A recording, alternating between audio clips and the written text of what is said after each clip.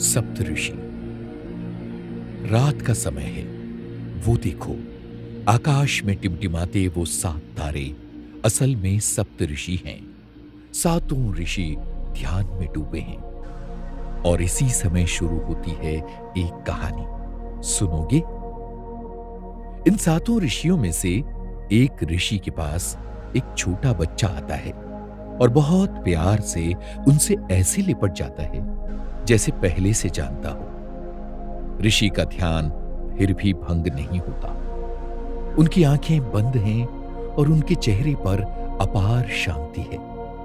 बच्चा बड़ी ही मासूमियत से ऋषि से कहता है, मैं जा रहा हूं और तुम्हें भी मेरे साथ पृथ्वी पर चलना होगा।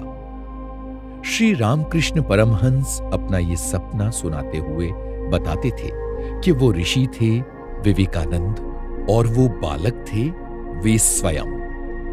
समय समय पर इस संसार में महात्मा जन्म लेते हैं और इसी तरह एक महापुरुष विवेकानंद ने धरती पर जन्म लिया। स्वामी विवेकानंद की मां भुवनेश्वरी देवी हमेशा भगवान शिव से एक बेटे के लिए प्रार्थना करती थी। आखिर भोले बाबा ने उनकी प्रार्थना सुन ही ली और उनकी इच्छा पूरी करने के लिए स्वयं आ गए। 1863 में 12 जनवरी के दिन नामी वकील श्री विश्वनाथ दत्त की धर्मपत्नी भुवनेश्वरी देवी ने एक बेटे को जन्म दिया। उन दोनों की खुशी का ठिकाना नहीं था। भुवनेश्वरी देवी का मानना था कि उनका नवजात शिशु स्वयं भगवान शिव का वरदान था, इसलिए उसका नाम रखा गया नरेन। बचपन में नरेन अपनी शरारतों से सबकी नाक में दम कर देता था। जब उसे गुस्सा आता था तब ना तो उसकी मां ना ही उसकी दीदी उसे काबू में ला पाती थी।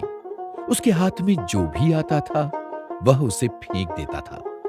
एक बार गुस्से में पागल होकर उसने बिस्तर के सारे तकिए और कंबल जमीन पर फेंक दिए। अगर वो जिद पे आ जाता था तो जरा भी टस से मस नहीं होता था।